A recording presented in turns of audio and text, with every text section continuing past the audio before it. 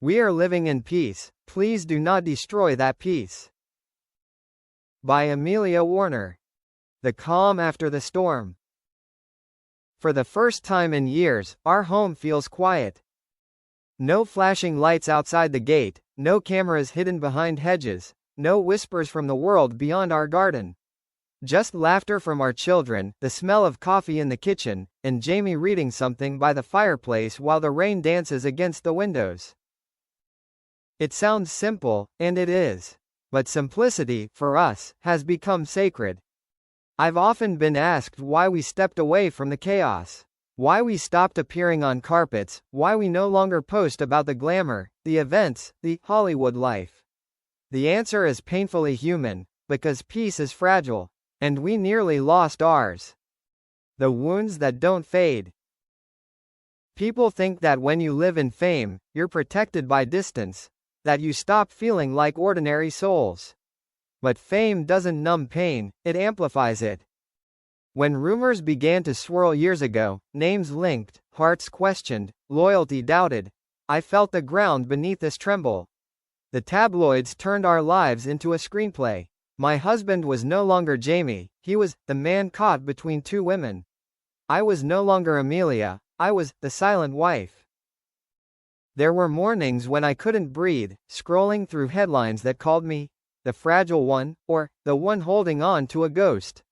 No one saw the nights we sat together in silence, holding hands through the storm, whispering promises that the world didn't deserve to hear. Jamie once said to me, if we stop believing in who we are, they've already taken everything. That sentence saved us. Healing in the shadows. When everything became too loud, we escaped. We took our daughters to Ireland, his home, his heartbeat. It was winter. The sky was gray, the wind unforgiving, but there was something healing about the cold. Jamie showed the girls where he used to climb trees, where he scraped his knees as a boy. I watched him laugh with them, his eyes filled with the kind of joy that doesn't need a camera to prove it's real. I started writing again, not scripts, not songs, but pieces of myself I had forgotten. In that silence, I realized how much noise we had allowed into our marriage. How much of our love had been edited, interpreted, and sold by strangers who didn't even know what it felt like to watch your husband sleep beside you, exhausted but safe. Peace wasn't something we found, it was something we built, brick by brick, in the ruins of everything the world had torn down. The cost of fame. I remember one evening, a knock on the door, a journalist, standing there in the rain, holding a bouquet of flowers as if that made intrusion polite. Just a comment, he said. The world deserves to know the truth. No, it doesn't. The world doesn't deserve every truth. Some things should stay sacred, like the sound of your child's laughter, or the look in your partner's eyes when they say I'm home. I closed the door gently that night, not in anger but in surrender. Because fame, I've learned, is not a blessing. It's a trade. You give away your privacy, your stillness, sometimes even your truth, in exchange for applause that fades as quickly as it comes. The promise. Jamie and I made a promise. To protect our peace above all. It wasn't about running away, it was about choosing differently. We would still work, still create, still share art with the world, but never again at the expense of our hearts. I told him once, love shouldn't have to survive war every day. He nodded and said quietly, then let's stop fighting battles that aren't ours. And so we did. The simple life. Our days now are full of small, ordinary miracles. Jamie takes the girls to school, sometimes in the rain, always humming. I compose music again, nothing public, just notes that fill our home with warmth. We have dinner together every night. We light candles even when it's just pasta and salad. We laugh too loud, dance in socks on wooden floors, and sometimes fall asleep on the couch mid-movie. No assistants. No stylists. No script. There's something profoundly beautiful about watching your partner as a human being, not a headline. Watching him burn toast and curse softly. Watching him read bedtime stories in silly voices. Watching him love without needing the world to see it. The world returns. But peace, once found, is always tested.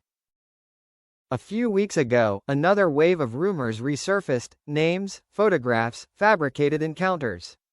Same old pattern, same old storm. I read one headline that said, "Jamie Dornan's wife finally breaks her silence." Ironically, I hadn't said a word. That's when I realized something vital. Silence terrifies people. They want noise, conflict, heartbreak. Peace doesn't sell. Stillness doesn't trend. But here's the truth: my silence isn't weakness. It's protection. It's love refusing to shout back. So today, I am speaking not to fuel the fire, but to ask, to plead, please, do not destroy the peace we've fought so hard to build. What they don't see. They don't see the sleepless nights when Jamie wakes from a bad dream, haunted by what fame has cost him. They don't see the times he reads cruel comments and pretends not to care, though I can feel the tension in his hand. They don't see our children asking, "Mummy, why are people saying mean things about Daddy?" They don't see how every rumor has a shadow, one that follows us into every dinner, every school event, every quiet Sunday. And yet, every morning, we start again. Coffee, laughter, a walk by the lake. Because love is not about perfection. It's about persistence. The letter. Last week, I wrote Jamie a letter, not because I couldn't say it aloud, but because sometimes written words feel more permanent. My love. The world may never understand how much noise we survived to hear each other again. You once said peace isn't found, it's protected, and I believe that now. Whatever they write, whatever they say, none of it belongs to us. What belongs to us are mornings with sunlight on the floor, your laughter, our daughters' voices, and the quiet we promised to never let go of. So when the world gets loud again, hold my hand. We've already made it through the storm. Amelia. He read it that night, his eyes shining in the firelight, and said softly, "Then that's our story, no one else's." The public plea. And that brings me here, writing these words not as a celebrity, not as Jamie Dornan's wife, but as a woman, a mother, an artist, a human being who simply wants peace. We are living quietly. We are raising our children with love and dignity. We are healing from years of being turned into something we are not. Please, let that be enough. Stop asking for scandals where there are none. Stop chasing ghosts of a story that ended long ago. Stop tearing open wounds that finally began to close.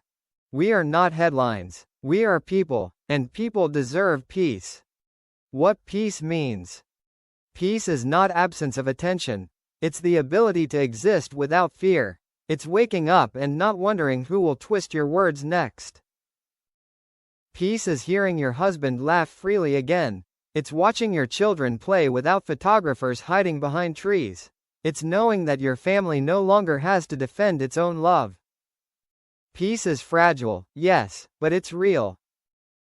And it's worth protecting, even if it means stepping away from everything that once defined you. The closing words. As I finish this letter, the rain has stopped outside. The girls are asleep upstairs. Jamie's in the kitchen, making tea, humming something soft. We're not perfect. We argue. We mess up. We live like anyone else. Only our mistakes are louder when the world decides to listen. But I'm no longer afraid. Because peace is not the absence of noise. It's the choice to keep your heart quiet even when everything around you screams. So please, if you've ever loved our work, admired our art, or followed our journey, love us enough to let us be. Let peace stay unbroken. Let silence mean safety. Let love, finally, be ordinary. We are living in peace. Please do not destroy that peace. Amelia Warner.